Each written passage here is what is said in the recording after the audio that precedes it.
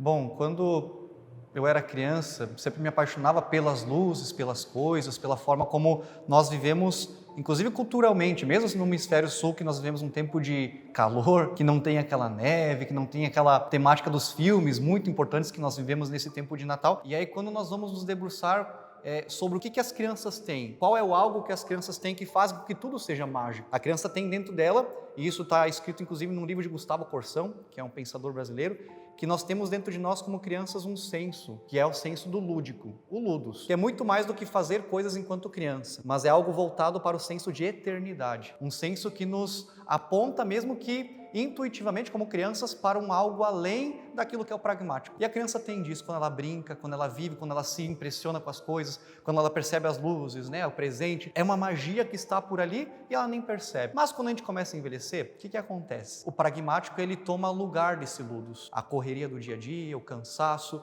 as dores da nossa vida vão nos cansando e vão atrofiando esse senso, vai dizendo Gustavo Corsão. Então nós precisamos, mesmo que como adultos, não do jeito infantil, imaturo, mas como adultos maduros, voltar a esse senso do ludus. Por que isso é importante? Porque hoje nós vivemos o século do indiferentismo. Nós estamos tão apegados à correria, a ser super-heróis, tentando dar conta de tudo, que chega ao final do ano, o que nós só queremos?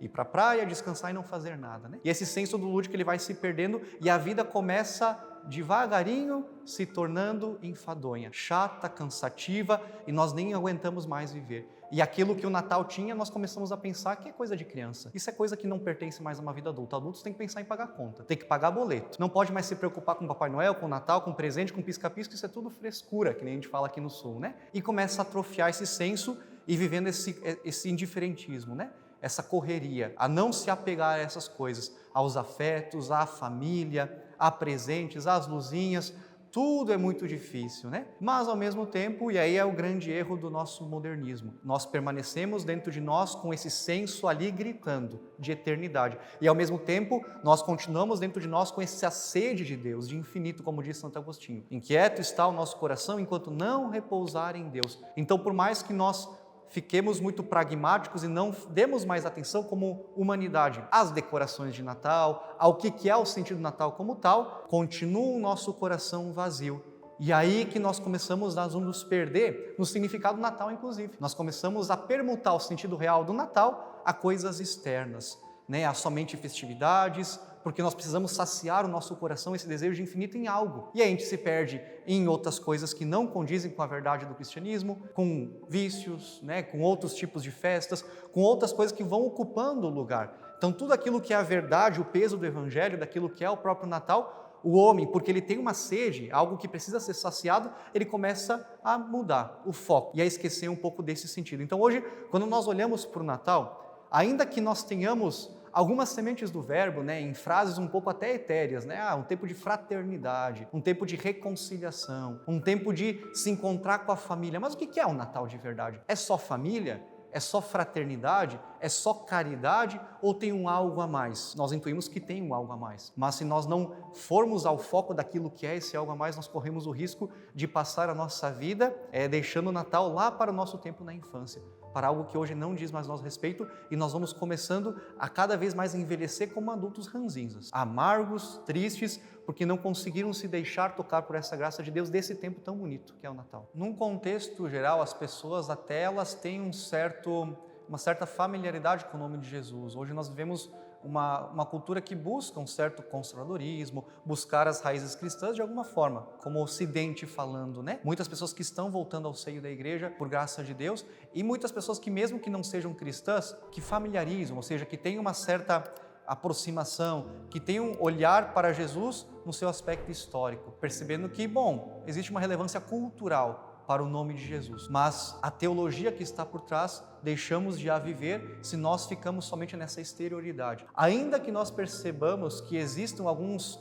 elementos da cultura que tocam de leve a figura do próprio Cristo, porque o Natal não tem como desassociar culturalmente do nascimento de Jesus, mas ainda estamos muito aquém do sentido teológico daquilo que é o nascimento de Jesus. Muitos, inclusive Eu acho que eu fazia isso também quando era criança, de olhar num aspecto muito externo e achar que o dia 25 de dezembro é só o nascimento de Jesus enquanto seu aniversário. Bom, vamos cantar parabéns para Jesus, né? É importante nós lembrarmos, porque ele tem uma figura, é uma figura importante, né? Tem uma relevância para a nossa vida, para o nosso cristianismo como tal também, né? Ele foi uma pessoa que falou coisas tão bonitas, tão importantes, então vamos falar dele, vamos celebrar o seu nascimento, vamos celebrar a sua natividade como tal. Mas é muito mais profundo que isso, dia 25 de dezembro. Nós celebramos o mistério da encarnação do Verbo de Deus. É bonito nós contarmos essa história através das profecias, né? O tempo do Advento sempre vai nos voltar, e Isaías é um grande profeta que anuncia isso também na Noite Santa de Natal, que nos diz que eis que nascerá para nós o Salvador. Da haste do tronco de Jessé nascerá o Salvador. Aquilo que Deus prometeu lá atrás, 600 anos antes do próprio Cristo, foi cumprido nesta Noite Santa. E naquela Noite Santa, no dia 24 de dezembro, o que nós cantamos como igreja? Hoje nasceu para nós o Salvador, que é Cristo Senhor. Não é 2025 anos atrás que nasceu o Salvador. Não é algo que está lá longe na história da salvação e que nos alcança somente com uma memória contada de geração em geração e que não pode cair no esquecimento. É um mistério de um Deus que se encarna na história e que no hoje da nossa vida ele nos alcança. Então, dia 25 de dezembro não é o aniversário de Jesus. Não dá para cantar só parabéns para Jesus. Não é isso que nós estamos celebrando. Nós estamos celebrando o hoje de um Deus que nos alcança.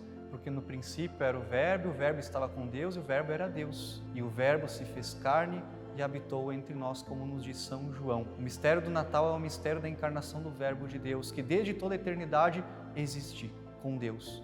Um só, né? Deus Pai, Deus Filho, Deus Espírito Santo. Mas na plenitude dos tempos, a segunda pessoa da Santíssima Trindade, o Verbo eterno de Deus, ele assume a natureza humana, ou seja, ele se aniquila. É o mistério da kenosis de Deus que São Paulo vai nos dizer. O Verbo eterno que não faz da sua natureza divina uma usurpação, mas ele se aniquila, ele se rebaixa. E ele assume a natureza humana não para aniquilar a natureza humana. É um princípio que pode parecer um pouco estranho até, né? Deus, quando ele se encarna e assume a natureza humana, ele assume a natureza humana que coexiste com a natureza divina na pessoa de Jesus Cristo, nosso Senhor. Para quê? Para que aconteça a redenção. Não a destruição da humanidade como tal, mas a redenção e a salvação. Então, naquela Noite Santa, verdadeiramente, desde a concepção, no seio da Virgem Maria já estava ali sendo gerado. Mas naquele momento, naquela Noite Santa, o Verbo verdadeiramente ele nasce e se faz carne. E é revelado, manifestado aos homens como verdadeiro Deus e verdadeiro homem. Quando nós contemplamos um fato de que Deus ele não desiste da humanidade, é um Deus que desde todo o Antigo Testamento ele promete, prepara e cumpre as profecias, é um Deus que como que grita de que a vida vale a pena, que faz nascer a vida onde não havia mais saída. É interessante nós notarmos a genealogia de Jesus que o Evangelho nos apresenta. Todas as gerações que antecederam Jesus nos apresentam uma série de personagens do Antigo Testamento que não eram muito virtuosas, muitas das quais que tinham uma vida um pouco sofrida.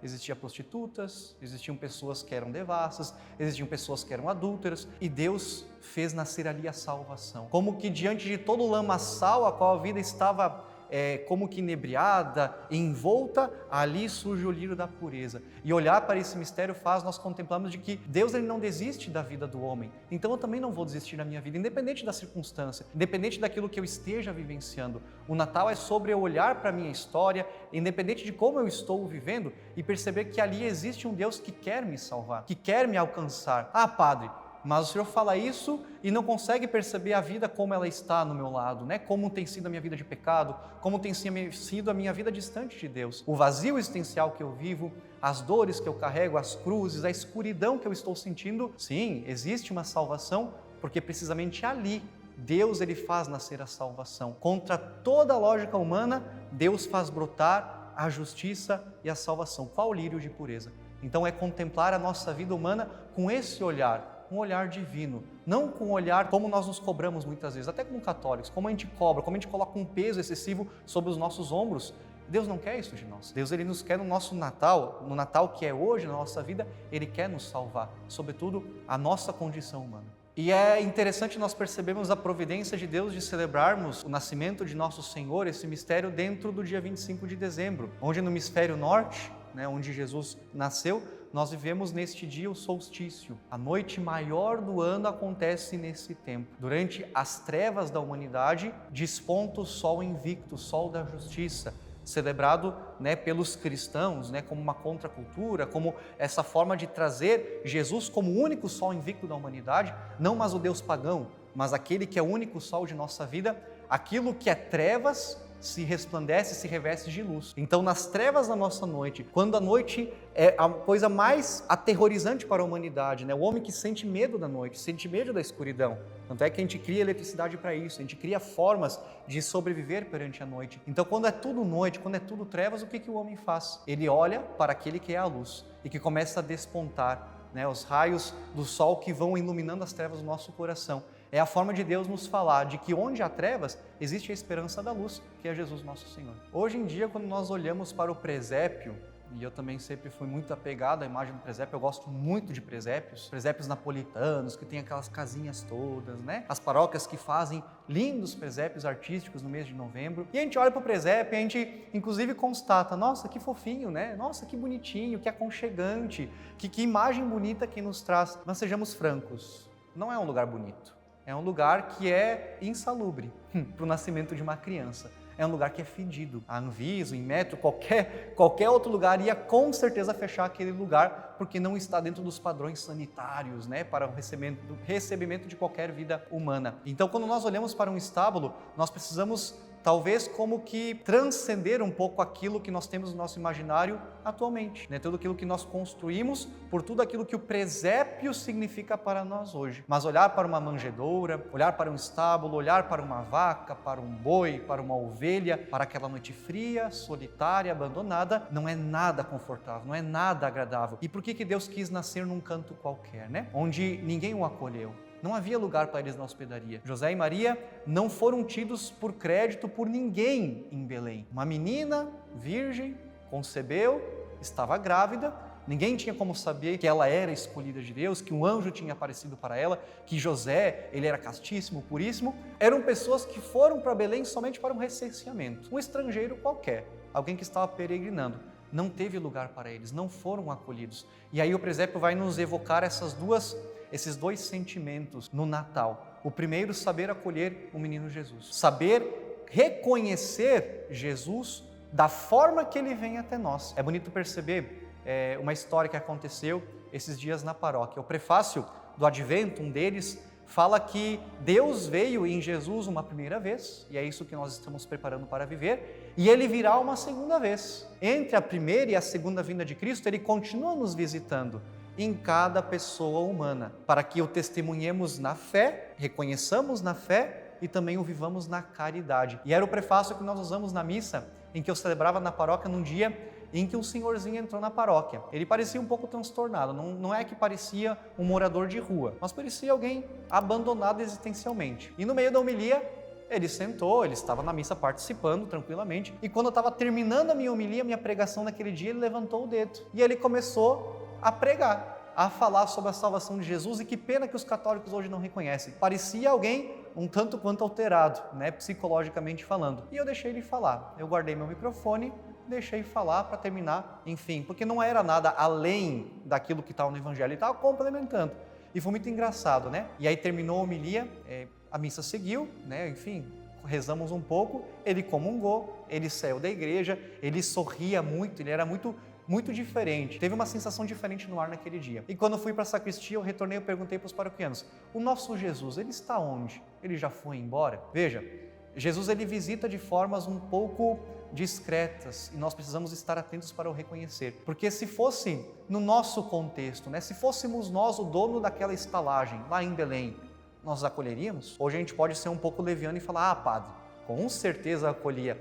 Vamos ser franco, eu não acolheria. Eu não conseguiria reconhecê-lo ali numa menina, em José, num burrinho, peregrinando, porque às vezes a gente está num pedestal de tanta soberba, intelectual, de tanta, nós estamos na 7ª morada de Santa Teresa, que a gente tem dificuldade de reconhecer que Deus ele veio num presépio, numa manjedoura, na solidão, no abandono, porque ele se quer deixar encontrar nessa simplicidade. Não foi um rei que nasceu num berço de ouro, num castelo de ouro, Foi reconhecido por quem? Por os humildes pastores que deixaram o seu rebanho para ir até lá. Então, o primeiro ensinamento do presépio é isso. Como nós estamos acolhendo Jesus em minha vida? Eu estou reconhecendo Ele?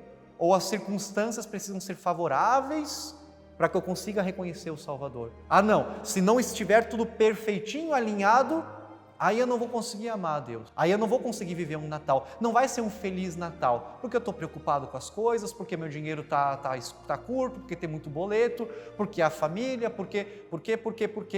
E a gente nunca vai amar a Deus. Enquanto as circunstâncias forem o motivo pelo qual nós amamos a Deus, nós não amaremos Ele jamais. Deus, Ele precisa ser amável, reconhecido e adorado por quem Ele é. Precisamos saber reconhecer e acolher Jesus na simplicidade de uma manjedoura, na simplicidade da família de Nazaré. Mas também temos um segundo ponto. A manjedoura, o presépio, é a imagem do nosso coração.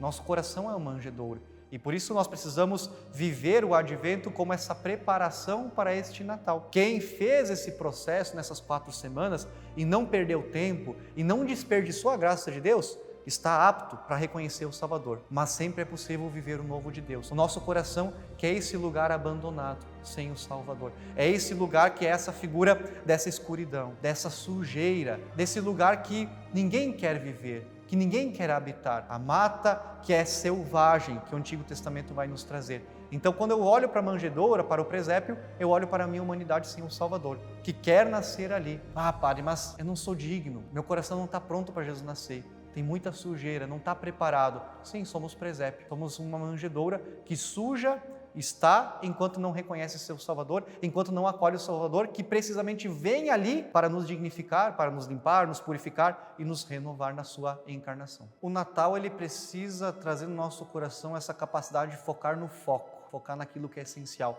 E em si não é errado trocar presentes. Tanto é que a figura do Papai Noel, ela é inspirada na figura de São Nicolau. O autêntico, legítimo e verdadeiro Papai Noel, que nós celebramos, que era um bispo muito caridoso. E na sua caridade ele presenteava sobretudo as pessoas mais necessitadas. Através da sua caridade, ele transformou a vida de muitas pessoas da sua aldeia. Crianças, necessitados, pobres, enfim, meninas. E então celebrar o Natal através da troca de presentes não é algo errado, porque manifesta a nossa dimensão da própria caridade, de querer alegrar a vida do outro. Nós podemos sim celebrar, e essa celebração, nós que somos seres humanos, nós somos seres que são sinestésicos como tal, nós precisamos de símbolos. A liturgia ela é permeada de símbolos porque o homem é um ser simbólico. Então o amor que é espiritual, ele se manifesta através de obras concretas. A nossa fé é através de obras, o nosso carinho que nós manifestamos para outra pessoa se manifesta através de gestos concretos. Abraço, um beijo, uma visita, um presente, manifesta aquilo que está para além e transcende aquele presente. Por isso que às vezes algo que nós recebemos de uma criança, nós todos já fizemos essa experiência, de receber de uma criança um desenho de uma arte bastante duvidosa, que não tem nenhum Michelangelo ali que faça, que não é algo bonito, que tem uma qualidade totalmente duvidosa, mas existe afeto, existe amor, e é algo que nós guardamos com carinho, porque existe ali algo que transcende a mera materialidade. Ao contrário, nós podemos receber algum presente de milhões de reais no indiferentismo. Aquilo não vai ter um valor simbólico para nós, vai ter um valor monetário, mas não vai ter um valor simbólico afetivo. Então sim, nós podemos celebrar, e essa celebração ela pode, não precisa, não está vinculado a, mas ela pode transbordar através dos presentes, através da troca de presentes. Agora, fazer dos presentes o único sentido do Natal e esquecer daquilo que é essencial é um grande erro para o tempo moderno, que não vai preencher o nosso coração, que nem nós falamos no início do vídeo. Hoje, nosso século, ele confunde um pouco alegria com euforia, com dopamina barata, Porque nós temos, de fato, uma ânsia, aquela clássica frase de um pensador moderno, mas que tem um fundo de verdade.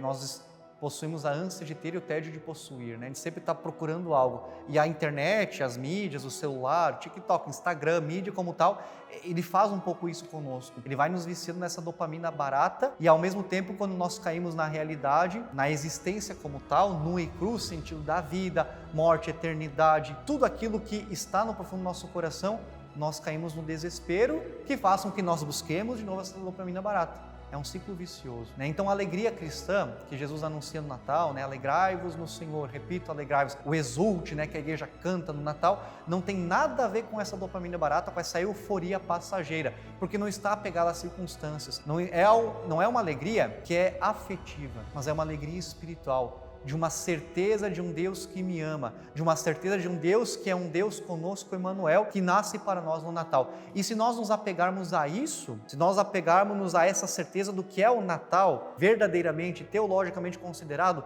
eu tenho certeza que a gente vai ter um feliz Natal, mesmo nós tendo dinheiro na conta do banco com bitcoins investidos, ou mesmo que nosso nome esteja no Serasa sujo. Nós teremos um feliz Natal, mesmo que nós tenhamos a nossa mesa farta, repleta do bom e do melhor, cheio de pessoas queridas, né, familiares e amigos, mas também nós seremos capazes de ter um feliz Natal, mesmo que nós não tenhamos nada para comer, a não ser o miojo, mesmo que nós estejamos sozinhos, porque o meu familiar faleceu esse ano. Eu vou ter um feliz Natal mesmo que eu tenha saúde para ir para a praia, para Búzios, para o Caribe, não sei para onde, ou eu estou numa cama de hospital, convalescendo por um câncer terminal, né? A felicidade que o Natal nos transmite não é uma felicidade passageira que está alicerçada no afeto, no sentimento. Sentimento dá e passa, sentimento é coisa vaga. Nós somos apegados na certeza cristã, nessa alegria que se alicerça espiritualmente sobre essa verdade, de um Deus que vem ao meu encontro, e apegados a essa certeza, eu sou muito feliz e vou ao encontro dele. Ele que vem a mim me faz ir ao encontro dele alegremente, independente da circunstância externa. Como eu comentava antes, no início do vídeo,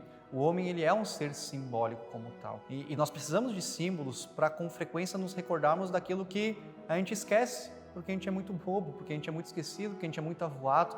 A correria do dia a dia, que é inevitável quando somos adultos, ela nos faz de fato sermos roubados da realidade. Então o que nós precisamos? De símbolos que nos trazem para a realidade de novo. E como Natal é um momento simbólico como tal, precisamos recuperar nos nossos lares cristãos esses que são símbolos verdadeiramente cristãos. Não somente aquilo que é externo, aquilo que é meramente comercial, mas aquilo que é autenticamente e profundamente cristão, para que nós nos recordemos de que estamos num tempo de graça. O tempo do Natal é um tempo de graças próprias para o nosso coração, de nascimento, de esperança, de reconciliação, sobretudo para com Deus. E alguns símbolos práticos que precisamos urgentemente ter no nosso lar. Bom, o primeiro deles é a própria coroa do Advento, na preparação para o Natal. E rezar juntos em família, a novena de Natal, a preparação, né? São vários livros, devocionários, são várias orações que nós podemos fazer para que nós estejamos atentos a esses sinais, não nos percamos naquilo que muitas vezes o mundo vai nos empurrando. Antes do dia 24 não é Natal.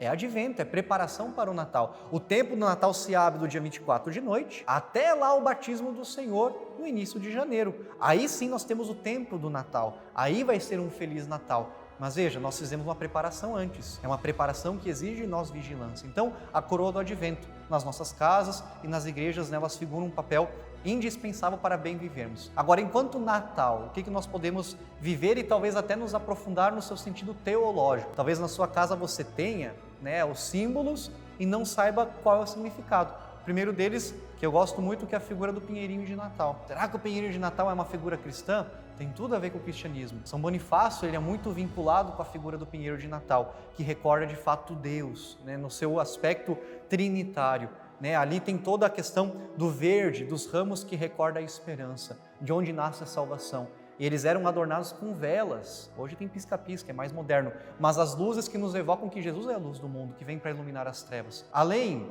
desses dois símbolos, outro que é um grande, talvez o maior e principal símbolo do Natal é a figura do presépio, que foi organizado por São Francisco de Assis, para catequizar, né, as pessoas de sua época. Então, ter nos nossos lares um presépio ricamente adornado, ajudar as crianças a montar o presépio, torna o nascimento de Jesus algo mais próximo, algo mais perto de nós, algo mais visual, né? E ajudar a celebrar isso de uma forma também catequética. E por fim, algo que talvez esteja no nosso imaginário, muito ligado à figura da avó, é recuperar as receitas de Natal, porque isso é uma forma também de, na nossa vivência gastronômica, que tem tudo a ver também com carinho, com afeto, com proximidade, como família, com criar memórias para esse tempo, através das bolachas de Natal, através do panetone, através dos chocolates. Tudo isso é uma forma externa de nós vivermos em família, não aquilo que é comprado, não aquilo que é consumismo, mas aquilo que é artesanalmente feito enquanto família. É um momento de fazermos juntos. Eu lembro que para mim o momento mais mágico era o dia de fazer a bolacha de Natal com a avó. E pintar as bolachas e fazer o confete com o símbolo do sininho, com o símbolo de estrelinha, com os símbolos de Natal. Isso é muito rico para uma criança, mas também para um adulto. A voltar àquele senso lúdico que eu falei no início da nossa reflexão de hoje. Então, símbolos pequenos, mas que falam profundamente deste tempo que é tão bonito para nós. Sempre é tempo para um Deus que faz novas todas as coisas o tempo todo. Talvez Deus tenha te permitido vires até este vídeo sem ter percebido que é advento, que o advento passou, que perdeu mais um ano da tua vida talvez, num piloto automático que nós vamos vivendo. Talvez se nós olharmos com mais condescendência para a nossa história, para a nossa vida, Deus muitas vezes Ele permite justamente para que nós vivamos o Natal nu e cru, da forma como Ele viveu. Primeiro Natal que não foi um Natal feliz, foi um Natal catastrófico, humanamente falando. Eu recordo muito da imagem da música de Natal Noite Feliz. Eu gosto muito dessa música, muito mesmo, Mas que no seu original alemão, ela não tem nada a ver com aquilo que nós cantamos em português e que às vezes a gente pode vivenciar de uma forma errada. Noite feliz é a forma como nós, no nosso Brasil, traduzimos aquilo que originalmente é Noite silenciosa, noite santa. Stille Nacht, Heilige Nacht. Essa música que foi criada em que contexto? Na Áustria, no século XIX, por um padre que vivia tempos muito difíceis na sua aldeia. Pessoas viviam o pós-guerra napoleônica, viviam desiludidas, viviam um momento de muita tensão. E para piorar um pouquinho mais, a paróquia, aquele padre, conta a história que não ia ter na noite santa de Natal o som do órgão para embelezar a missa de Natal. Tudo para ser um Natal catastrófico e falido naquela aldeia que não tinha mais esperanças. Ao que ele compôs esse poema, ele pega esse poema que ele tinha composto, esse padre, e oferece um amigo seu para dedilhar, para fazer a melodia deste que era o poema. E aí eles cantam pela primeira vez naquele dia, Noite feliz, Stille Nacht, Heilige Nacht, noite silenciosa e noite santa. É uma noite silenciosa que nos convida ao silêncio interior. Nos convida a talvez fugirmos um pouco da muvuca que o mundo vive nesses tempos de festas. Festas que são muito voltadas, mesmo na noite santa de Natal. Mesmo que nós tenhamos a ceia do Natal, o peru que está no forno, o panetone que está nas mesas, o arroz com uva passa, sem uva passa, a eterna guerra de Natal. Noite silenciosa e noite santa. Fugir um pouco dessa noite feliz, que não é essa noite eufórica, é uma felicidade interior. E contemplar no silêncio daquela noite, na minha vida, um Deus que me alcança, mesmo que eu não tenha me alcançado ainda neste ano. É um Deus que quer se fazer presente. Muito mais do que quer receber presentes nessa noite santa, Deus ele quer se fazer presente. Então sim, sempre é tempo. E talvez Deus tenha permitido justamente ser um ano fracassado, ser um advento fracassado, para que lá na nossa maior baixeza humana, lá onde é que é a escuridão, onde é trevas, onde é silêncio e solidão, como no primeiro Natal da nossa vida, que é quando Jesus nasceu, nós sejamos alcançados. Só que para isso a gente precisa se silenciar, para isso a gente precisa interiorizar, para isso nós precisamos fazer como José e Maria e ficar velando junto a Jesus no presépio. Talvez o maior presente que nós podemos oferecer para o menino Jesus, assim como os reis magos no dia da Epifania oferecem ouro, incenso e mirra, ofereçamos o ouro do nosso coração, que é aquilo de mais precioso que nós temos. Mais do que dar presentes, estejamos presentes nessa noite santa, presentes no sentido de estarmos conscientes de nós mesmos, da nossa natureza, da nossa debilidade, da nossa necessidade de Deus. É como que devemos sair desse torpor sonolento que a gente tem de manhã, que a gente acorda e vai meio que no piloto automático, não sabe o que está fazendo. A gente precisa deixar que a luz do sol clareie as trevas do nosso coração e abra, de fato, os nossos ouvidos, os nossos olhos, o nosso coração. E quando nós temos a clareza de oferecer este ouro, mesmo que não esteja o mais purificado possível, porque o tempo de Natal é um tempo de reconciliarmos-nos com Deus. Então, é um tempo de vida sacramental mais fervorosa, de vida sacramental eucarística, vida sacramental enquanto reconciliação, uma boa confissão. Oferecer o ouro do meu coração. Mas mais do que o ouro do meu coração, é também oferecer a mirra, que é muito voltada para o sacrifício, que é muito voltado para aquela preparação que os reis magos já estavam como que antevendo no Calvário de Jesus. A oblação do meu coração, o meu sacrifício de cada dia, o meu sacrifício que eu ofereço a Jesus alegremente. E por fim, vamos oferecer também um incenso do nosso coração, que são as nossas orações, as nossas lágrimas, nossos suspiros, que no nosso coração que está ardendo em amor a Deus, está flamejando, onde nós depositamos ali as nossas orações, nossas lágrimas, nossos pedidos, vai subir como suave odor, como esse incenso ao final da tarde que nós ofertamos no sacrifício no templo. De tudo aquilo que nós falamos e aquilo que o Natal simboliza para nós, é entendermos que o Natal não é quando tudo está perfeito, mas é quando Deus decide nascer, mesmo quando tudo parece perdido. É a história da salvação de um Deus que nasce, mesmo quando humanamente tudo está perdido. É aí que é Natal. É aí que eu me deixo ser alcançado pela graça de Deus. Tem uma oração que me acompanha há muito tempo e que eu sugiro para muitas pessoas, que se chama "Ama-me assim como tu és". É uma oração muito belíssima, que nos traz essa ideia de que nós não podemos esperar as circunstâncias perfeitas para amarmos Deus nosso Senhor como Ele merece ser amado, porque dessa forma nós nunca o amaremos de verdade. Nós nunca seremos perfeitos que nem anjos aqui na terra para amar a Deus de verdade. Então Deus, Ele quer a pobreza do nosso coração, do nosso pobre amor, como Ele está. Então hoje é tempo de começar, independente das circunstâncias, independente do ano ter sido bom ou ruim, do Natal ter sido bom ou ruim, de ir para frente nós vislumbrarmos um ano bom ou ruim, pouco importa. O que importa é amar a Deus assim como nós somos, como está o nosso coração. Porque é esse amor que vai ser o princípio da mudança interior que nós precisamos. Porque é esse amor que a pouco, e essa oração traz essa ideia, vai nos transformando e nos tornando cada vez mais semelhantes a Deus nosso Senhor.